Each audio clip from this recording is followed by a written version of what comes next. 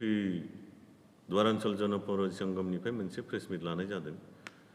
बे प्रेस मिट लानायनि खारनानो जाहैबाय जे जोङो मोनसे कनसेप्ट लानानै आवगायगासिनो दङ जे डिजिपि होननाय दलजों आरो बे मोनसे गोदान रायजो सोरजिनायनि जुनै रअनसल मोनसे प्रदेश 18टा दुवारखौ लानानै जिखि जाया मानो बे खोथाखौ जों दाखालिनिफ्राय प्रसार खालामबाय थाबाय आरो लोगोसे आं दिनै कयेकटा बाथ्रा होननो सानदों जे बेबादि बाथ्रा होननाय दङ You will know the truth and the truth will set you free होननाय बाथ्रा दङ। थारमाने जाहैबाय आप सत्य को जानोगे सत्य आपको स्वतंत्र करेगा। नोंथाङा सैथोखौ मिन्थिगोन आरो सैथोथानो नोंथांखौ उदां खालामगोन होननाय बाथ्रा जाहैबाय। जोंनाव नाना रखम बेले बेजेखौ जों नुनो मोनबाय थादों। नानानथा दल संगठनफोर दङ जे जोङो दानि सेंग्रा सिख्ला जोहोलावफोरखौ 21st सेन्चुरिनि सेंग्रा सिख्लाफोरखौ बा जायफोर दङ जे ब्लाइन्ड मोनसे बिसास खालामनानै सोरनिबा आथिं हमनानै बा सोरनिबा कनसेप्टखौ लानानै जेन' दावगाया गावबा गाव गियान आरो बुद्धि दङ। दानि 21st सेन्चुरियाव माने गासैबो माने गियानि आरो गुनिफोर मेला जोंनाव सुबुंफोर दङ। ओंखायनो जों बेखौ खावलायदों जे जिखुनु जों होननाय बाथ्राफ्राबो जोंनि बाथ्राफ्रा नंगौना नङा जेन' सालिजारि खालामनानै नायो। गासैबो जों होननाय बाथ्राफ्रा सैथोथा दङ आरो असैथोजों जुदि थाबायगोनबा नोङो नाना रखम नोङो सौथुनोबो हागौ लामायाव बा मोनसे नोङो मोनथायनिफ्रायबो नों गोजानाव थानांगौबो जानानै फैनो हागौ। दा बेखौनो जोङो प्रथमाव खावलायग्रोबाय जे गासिबो जेन' जिनिसखौ सालिजारि खालामनानै नायो। बाथ्राया जाहैबाय जोङो दा मेन उद्देश्यआव फैनोसै जे दाखालि मोनसे जोङो क्लिप नुदों जे जनिंथि खाटार सार फैदोंमोन। सोरनि मिटिङाव फैया आं मिथिला, क'क्राझाराव फैदोंमोन। जे बिथाङा होनदों मोनसे खोथा बिराद माने गोनांथिथार बे बाथ्राया। दा जोंनि बर' मानसिफ्रा बेखौ बुजिदोंना बुजियाखिसै। जनिंथि खाटार सारा होनदों ex DC former principal secretary of BTC बिथाङा होनदों जे 6 सिडुलावसो ट्राइबेलफोरनि माने प्रटेक्शननि बाथ्राफ्रा दङ खिन्थु आर्टिकेल 2(3) ट्राइबेलफोरनि फंसेबो सेन्टेन्स मोनसेबो ट्राइबेलफोरनि रैखा कवचनि बाथ्रा गैया। दा बिथाङा लोगोसे होनबावदों जे जोंनो 6 सिडुलबो नांगौ रायजोबो नांगौ मानोना जोङो जेनेरेल स्टेट लानानै जोंनि ओनसोलफोरखौ जोङो रैखाथि होनो हानाय नङा। दा बिनि बाथ्राया मा जाखो? दा बेखौनो जोङो बुंनो सानदों दिनैनि दिनाव जोंनि रअनसल कनसेप्टआबो बेनो जे जोंनि 6 सिडुल मोनखानाय बिटिआर बिटिसिआबो थागोन आरो मोनसे रायजो रअनसल प्रदेश होननाय पर्यायनि स्टेट केबिनेट पर्यायनि रेंक दंमोन जेबो गैला।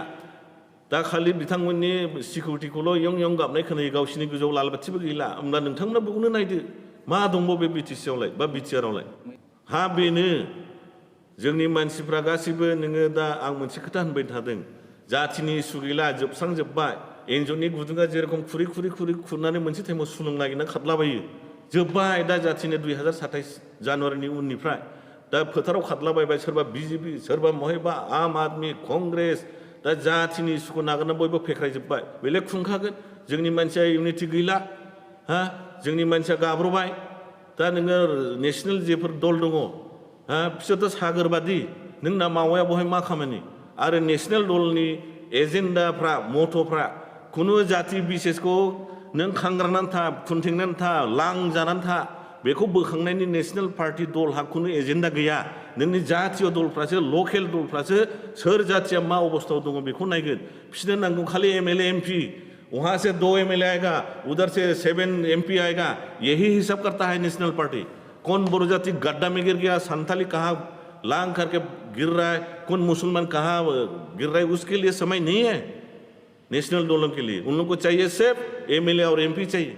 1952 बिथांमोना काउन्सिल मोनदों अट'नमास काउन्सिल फैनानै 1969 आर्टिकेल नम्बर 244A मथे अट'नमास स्टेट मोननो जुनैबो बिथांमोना गावबागाव संबिधानाव हाबखानाय खासि जयन्तिया गार' हिल्सनि बिमुंखौ दोनथ'लायनानै मानोना रायजो मोननायनि सार्थआव इउनियन टेरिटरि मोननायनि सार्थआव बा नोङो अट'नमास स्टेट मोननायनि सार्थआव बिथांमोना मिन्थिगौ बा सालाक जाति बुजिनो हादों संबिधानखौ फल' खालामदों जे जोङो प्रकृताते जोंनो इउटि बा आलादा रायजो बा नोङो आर्टिकेल 244A मथे अट'नमास स्टेट मोननोबो जोंनि बिमुङा इनक्लुसिभ जानांगौ होननायखौ बिथांमोना मिन्थिनायखौ जों नुनो मोन्दों।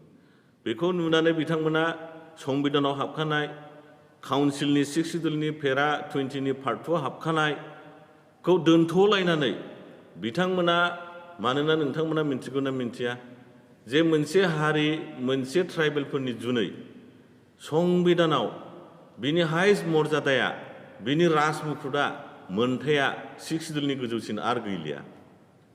बियो 6 शिड्युला आलदा जिनिस, आर्टिकेल 2 आलदा जिनिस। दा बिथाङा ओंखायनो होनदों जे आमाक 6 शिड्युल লাগিব रायजोआव লাগিব। बिनि मानियानो जाहैबाय जे 6 शिड्युल बिथांमोना मेघालया मोनखांनायनि उनाव सानबाय जे जोंनो इउटि बा आलादा रायजो नांगौ। दा बिथांमोना बेखौ नुनानै मानोना आर्टिकेल 3 आव ट्राइबेलफोरनि बाथ्रा गैया, फंसेबो सेन्टेन्स गैया, जायनि जुनै बिथांमोननि सोदोबा खासि, जयन्तिया, गार', बड'लेण्ड, राभा हासं, मिसिंलेण्ड, दिमा राजिलेण्ड बेफोरो जनजाति सोदोब, बियो ट्राइबेल सोदोब। बे ट्राइबेल सोदोबाखौ नोंथाङा आर्टिकेल 3(4) आव लांनो हाया बा 2(3) आव लांनो हाया। मानोना बै आर्टिकेल 2(3) आ मोनसे जेनेरेलसो इनक्लुसिभ बिमुंजोंसो रायजो दानायनि बाथ्राखौ होनदों। बिनि इन्टारप्रिटेसना होनदों लेंगुवेजआ मेन आधारब्लाबो आर्टिकेल 3 आ जेनेरेलनि खोथाखौसो होनदों। बहाय ना राभानि खोथा दं, ना बर'नि खोथा दं, ना गार'नि खोथा दं, ना मिसिंनि खोथा दं, रावनिबो गैया। बिथांमोना जायनि जुनै गावबागाव काउन्सिल मोनखांनायनि उनाव आलादा रायजो इउनियन टेरिटरि अट'नमास स्टेट मोननो जुनै बिथांमोना इनक्लुसिभ मेघालयनि नामै बिनांदों। मेघालयनि मुङै प्रजेक्ट खालामनायनि उनाव बिसोरो 1970 आव अट'नमास स्टेट मोनदों आर्टिकेल 244A मथे। बिनि उनाव 2 बोसोरनि उनाव बिथांमोना फुल फ्लेज स्टेट मोनदों। दा जों बे खोथाखौसो होनदों जे जों मोनखानाय जिनिसखौ मानो नाङा होनखो। स्टेप दङ इउनियन टेरिटरि बा नोङो आलादा रायजो, बेफोरखौ जोंनो होनानै सन्मान हकारे जोंनो होनांगौ। मानोना मोनथाम ट्रिटि माने मोनथामबो मार्जार ट्रिटि, जायनि जुनै जों होनदों ये एलेका हमारा था, हमारा है, हमारा रहेंगे, ये कभी कुचबिहार का नहीं था, ये भारत के साथ जबरन इसको मार्जर किया गया है। 1949 का एग्रीमेंट पढ़िए। इसलिए मैंने बोला 21st सेंचुरी में सब एजुकेटेड हो गया है, ब्लाइंड एक विश्वास मत करो किसी को, देखो ये जमीन किसका है, ये हमारा है। 1865 से हमारा है, उससे पहले भी हमारा था ये जमीन।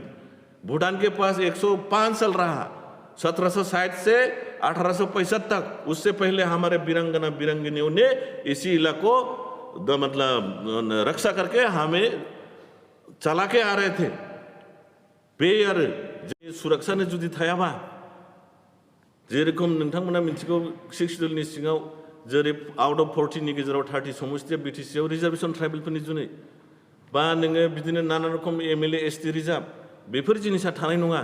जायनि जुनै जोंनि जे हा हुनि रैखा खबरजों लोगोसे जोंनि जे एमसिएलए समस्ति, एमएलए समस्ति, एसटि रिजार्भेसनफोर जायो, बेफोरबो थानांगौ। मानोना जोङो बेफोर थायाबा जोङो सोरनि जुनै रायजोखौ लाबोनो नागिरदों। बिनिखायनो जों होनदों रअनसल प्रदेशनि सिङाव जोंनि मोनखानाय 6 शिड्युलाबो थानांगौ, बिटिआरआबो थानांगौ, आरो लोगोसे जोङो आलादा रायजोबो मोननांगौ। आरो नोंथांमोना मिन्थिनो हागौ जे जोंनि ओरैहाय नानानथा दल संगठन कुचबिहार ग्रेटार कुचबिहार पिपल्स एस'सिएशननिफ्राय गोदान गोदान दल संगठन दाफैगासिनो दङ। बिजिनिनिफ्राय लानानै बासुगावथ' लाख लाख मानसि जमा जों गसाइगावबो दाफैगासिनो दङ। बे खोथाया सैथोथा दङ। मानोना थाबनो बे एलेखाया रिअर्गानाइज जानो थांगासिनो दङ। बे नेक्स्ट मा होनो एमपि इलेक्सननि सिगां बे जिनिसा रिअर्गानाइज जानो थांगासिनो दङ। जुदि बे अनन्तरायनि मथे जुदि कचबिहार रायजोआ जामारोबा जोंनि बिटिआर हालामाव जिखिनि फिक्ट'रिया बियो माबायदि थासारियाव गोलैगोन? दा बेखौनो होनदों जोङो जे भारतबर्षआ डिसिसन लाबायब्ला फाइनाल डिसिसन बे एलेखाखौ रायजो दागोन बा इउटि दागोन। दा बेखौनो होनदों जोङो जोंनि मानसिफ्रा जेबो दासिमबो जेबो सेन्स गैया बा मोनसे माबा जे जोंनि 6 शिड्युल मोनखानाय जेबो जाया जोंहा खहा। रायजोखौनो भारतबर्षआ गोसो जायोब्ला मोनथाम मोनब्रै रायजोखौबो सिफायनानै गोदान रायजो दानो हायो। नोंथांमोननिथ' जोंनिथ' काउन्सिलसो, बेथ' आखाइनि मैलासो भारत सरकारनि जुनै। मानो हाया? बे जानो थांगासिनो दङ। जायनि जुनै होनदों जोङो बे कनसेप्टआ जाहैबाय बे जिनिसा चाइनिज थ्रेडनिफ्राय बासायनो जुनै नैबे नर्थ इस्टनि चिकेन नेक दाउनि गोदोना बादि बेखौ मर प्रटेक्सन खालामनो जुनै बेखौ लेफ्टिनेन्ट जेनेरेल पर्जायनि सासे एक्स आर्मि अफिसारनि थ्रु गभर्नरनि थ्रु बेखौ इउटि खालामनानै नर्थ इस्टखौ जेन' हमथानो हायो बे तिस्ता दैमा बा बे चिकेन नेकखौ लानानै मोनसे कुचबिहार गुरखालेन्ड बे एलेकाफोरखौ लानानै गोदान रायजो दानो थांगासिनो दं इउटि दा ओंखायनो होनदों जोङो आरो जों मिन्थिनाय मथेब्ला बिथांमोननि रायजोनि नामा इउटिनि नामा कुचबिहारबो जाया गुरखालेन्डबो जाया सीमान्त प्रदेशै बिसोरो ड्राफ्टिं कमिटियाव खामानि मावगासिनो दङ जोंना थाबाय ओरै रअनसल प्रदेश हरै थाबाय अरुणाचल प्रदेश बिथांमोना जानो थांगासिनो दङ सीमान्त प्रदेश दा बेखायनो होनदों जोङो बे जिनिसा खेला नङा जोंनि न' खाथियाव नोङो अर सुनाय बादि सुफैगासिनो दङ बिजनिथिंजाय हर माने कमिटि दागासिनो दङ बिनि मानिया मा जाखो जे नेक्स्टआव जुदि कुचबिहार बा नोङो सीमान्त प्रदेश रिअर्गानाइज जायोबा बे एलेकानि मानसिफ्रा जायफोर कमिटि दानानै गालांजादों बिसोरो सापर्ट होगोन जे जोंबो थायो बे रायजोआव माने 60-70% आदार कास्टफ्रा गासिबो जुदि सापर्ट होजोबोबा जों 30%ल' जों बेखौ दानखा होआ जोंहा बिटिसिआ जोंनि खा होनानै बै समाव बुंब्ला बे जेबो खामानि होनाय नङा जायनि जुनै होनदों जोङो जे सिरियास जोंनाव मोनसे परिस्थिति जाबाय जुदि बे ओनसोलखौ होबथानांगौब्ला जोंनि दुवार ओनसोल कनसेप्टजोंल' होबथानो हायो बड'लेण्ड उदियाचलजोंबो बेखौ होबथानो हाया मानोना अनन्त रायखौ अनेक मानसिफ्रा होनो बियो डुप्लिकेट राजासो बा बिनि सरित्र मोजां नङा बा साख्रि मावग्रासो बियो बिआर फिल्डआव बा बियो खारनानै फैनायसो धर्मगुरुसो थिग আছে जों मानिजोब्बाय खिन्थु बिथांनि होननाय खोथा फंफ्रोमबो सैथोथा दङ 1949आव 28 आगस्टआव मार्जार जादों आरो बिथांमोननो जलपाइगुरि डिस्ट्रिक्टखौ अनथोब हिसाबै होगोन होननानै खोथा होननाय दङ आरो लोगोसे बिथांमोना बे टाइमावनो सि ग्रेड पर्जायनि मोनसे स्टेट मर्यादा मोनदोंमोन खिन्थु दुर्भाग्य बिथांमोना बे एलेकाखौ मोनाखिसै वेस्ट बेंगलजों मार्जार जानांबाय दा बे खोथाखौनो होनदों जोङो होनदों दुवार ओनसोला जोंनिखा बे रावनिबो नङा बे एलेकाखौ जों लांहोआ मानोना नोंथांमोनखौ दाखालबो आं होनखांबाय जे 600 ख्रीष्टाब्दनिफ्रायनो बे एलेका जोंनि 600 to 900 ख्रीष्टाब्दसिम बानासुर दानासुर बान राजानि उनाव बे एलेकाखौ सालास्ताम्बा राजाया म्लेसा डाइनेस्टि गायसनदोंमोन हुरुपेश्वरखौ लानानै दानि एट प्रेजेन्ट तेजपुर आरो नोंथांमोना मिथिनो हागौ बान राजाया मालाबाबो बान राजाखौ फेजेननो हायाखै मानोना बियो शिबनि बिहा माने पावार होनाय दंमोन जे बेखौ खुनु मानसिया बे पृथ्वीयाव सिथारनो हायै होननानै जायनि जुनै कृष्णआबो बिथांखौ सिथारनो हायाखै आरो शिबानो बेखौ हिमालय हाजोआव लानानै थांनाय बेफोरबायदि घटना आरो बिथांमोना जोङो दाखालि 157 मोनसे सिनसुला ट्रिटि जोंनि हाजो प्रथम मार्जार जादों बिनि गोसोखां सान जों फालिदोंमोन दा जों होनदों जोंनि बुरलुंबुथुर साहा सिलाराय माबाया मा होनो लाचित बरफुकननि बाथ्राया थार सैथो दङ आलादा रायजो मोननायनि लामाया बेनो बिथा मोनथाम हानि दलिल थासेयाव आरो जारिमिनबो लेगेसि थासेयाव जोङो जुदि आलादा रायजो बिना लानो रोङाबा जोङो मबे नामै जोङो आवगायनो सानखो बेखायनो जोङो होनदों रायजो राजाफोरखौ भुल बुजिनो नाङा आरो नानानथा दल संगठन ओंखारनानै दं बिसोरनि खोथाखौबो सालिजारि खालामनानै नाय जोंखौबो नाय जोंनि फेसफोरखौ नायनांगौनि दरखार गैया सोर मामोन बेखौबो होननांगौ दरखार गैया जोंनि बाथ्राफ्रा जुदि सैथोब्ला जारिमिनारिजों अकेब्ला बेनो सैथो लामा आलादा रायजो मोननायनि बिथाया गोजोन्थों बर'नि दानि प्रेजेन्ट माखासे राजखान्थि दैदेनग्रा मालायनि आथिं हमनानै रायजोखौ सालायनाय मोनसे थासारि सोलिगासिनो दं बाव नोंथांमोना मा मेसेज होनो सानो बेखौथ' बयबो रायजो राजानो मिन्थिगासिनो दं होनगासिनो दं ससियेल मिडियाफ्राव जों होननांगौनि दरखार गैला आरोथ' जों होनदों जोंनि जे मोनसे मा होनो जन एन्टि खाटार सारा होनबावदों 1949नि जे 6 शिड्युल बिटिआरनि सोमोन्दैथ' जों होनला सिगांनि 2003नि 6 शिड्युलाबो आसल 6 शिड्युला जे लागु जानांगौमोन जोंनावहाय नन ट्राइबेलफ्रा भटआनो होनो मोना आरो हा बायलाय फानलायबाव अधिकार जेबो मोना बेफोरथ' लागु जायाखै खालि 6 शिड्युल हाजोआव होनायखौ जोंनाव लाबोदों होनो हाजोआव होनायखौ जोंनाव लाबोदों होनो जोंथ' नुदों मलारल' लानानै फैदों 2003निबो 6 शिड्युला मलारल' लेखा बिजाबनि सिङाव आर्टिकेल नाम्बार धारा नाम्बार पेज नाम्बार एथ' सिरियाल नाम्बार थाया होमबा बोरो 6 शिड्युलनि बोरो होनो जोङो दिनै नोंथांमोना मिन्थिगौ नमिनेटेड MCLA जानानै फैयै फैयै सासे मानसिया दिनै आरबाननि EM जानानै दङ दिनै आरबाननि EM जानानै दङ गाबोननि दिनाव सिफ जायोब्ला नोंथांनि 6 शिड्युला बोरो होबथानाया 6 शिड्युला बोरो माबादि 6 शिड्युल जाखोब्लाय हंला हंथा जोंखायनो जों होनदों जों आलादा रायजो मोनोब्ला बा दुवार ओनसोल कनसेप्टआव जोङो मेम'रेन्डाम सोनो नागिरदों मर पावारफुल जानांगौ जोंनि 6 शिड्युला जोङो आर्टिकेल 371 खौ सोनो नागिरदों हा फानलाय बायलायखौबो रैखाखौबो सोनो हानायजों जे 1949 जे प्रक्लेम जे होदों प्रकाशन जे होदों प्रथम 6 शिड्युलनि जे ड्राफ्टिं जादों बे 6 शिड्युला जोंनो नांगौ बेखायनो जों होनदों बिटिआरनि सोमोन्दै जों होनला बयबो मिन्थिगौ इमप्लिमेन्टेशनबो जाजोबाखै बहाय रायजो राजाफ्रा मिन्थिगासिनो दङ दानि रायजो सोलिनाया सोर सालायदों होननानै सानो नोंथांमोना बेथ' नोंथांमोनाबो मिन्थिगौ जोंबो मिन्थिगौ बेहाय 6 शिड्युलहा जेबो गैला आरो नोङो भबिष्यता 6 शिड्युलनि आरो अन्धकारसिनबाव दिनै 16था होनदों गाबोन 22थाबो लांफिननो हागौ नाना रखम नोङो जिनिसा जागासिनो दङ हा फाइनलाय बानलायनि अधिकारफ्राबो जोबजोब्बाय रैखा कबचा जोबजोब्बाय लाल बाथिफ्रा गावसिनानो स्रां हा गोदोनि 6 शिड्युलफ्राव दङमोन नोङो केबिनेट पर्यायनि 3 दंमोन डिपुटि चिफ आरो स्पिकाराबो नोङो केबिनेट हाबनोनो हायाखै बे जारिमिनाव गैया बे लेखा जोंनि 18था द्वारा बेखायनो जों होनदों 21 जन राजा खुंखांनायनि उनाव बे लेखाखौ बा बै नोङो म्लेसा डाइनेस्टिया डिसइन्टिग्रेसन जाखांनायनि उनाव जोंनि राजाफ्रानो खुंबोदों बे हालामा जोंनि फैयै फैनानै 1760आव बेखौ भुटाना लानानै थांदों बा दखल खालामदों जोङो 105 बोसोर भुटाननि आन्दालाव गुलाम हिसाबै जोङो दङमोन स्लेभ हिसाबै जोंखौ नाना रखम अत्याचार खालामदों सिदलाब बेदलाब जेखौ मोजां मेगन साथावथाव लानानै थांजोबो फैयै बेखौनो होनो जोङो 1865आव मोनसे जोंनि बे हालामखौ लानानै 18था हालामखौ लानानै मार्जार जादों बे मार्जारानो प्रथम मार्जार बिनि उनाव 1910आव जादों मार्जार बिनि उनाव जादों 1949आव जोंना कुचबिहारनि सिगां जोंना 9 आगस्ट 1949आव दार्जिलिं होननाय जायगायाव मार्जार जादों आरो भुटाना बै समावहाय दावांगुरि देवथां दानि सानद्रुप जंगारखौ 32 माइल स्कुवेरखौ लानानै थांफिनदों दा बे हा सरजाबलायनाय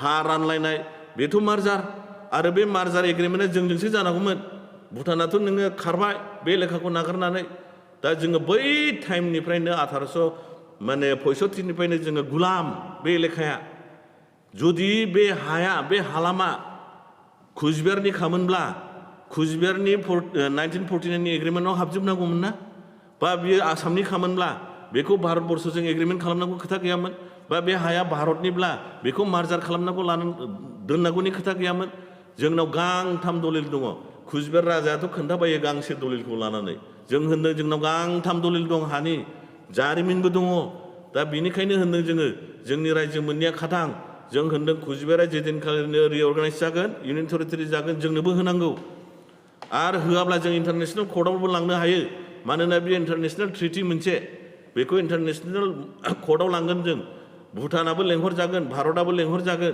बे हाया सोरनि मा मोनसे जाजमेन्ट जागोन दा जों होनदों जों भारतनि संबिधानखौबो मानियो जोङो जायनि जुनै कुचबिहारा जुदि रिअर्गानाइज जामारथारोब्ला बे टाइमाव जोंनिबो जानांगौ मानोना जोङो दासिमबो बे लेखा रावनिबो नङामोन बेयो जोंनि गुलामावसो दङ जों दाबो नो डाउट भारतआ स्वाधीन जादों 1947 समाव खिन्थु मिनिं माने प्रकृतार्थ जोंनि बे दुवार एलेखाया मार्जारसो जादों जों बुंनो थाङोब्ला दाबो जोङो बे एलेखायाव जोङो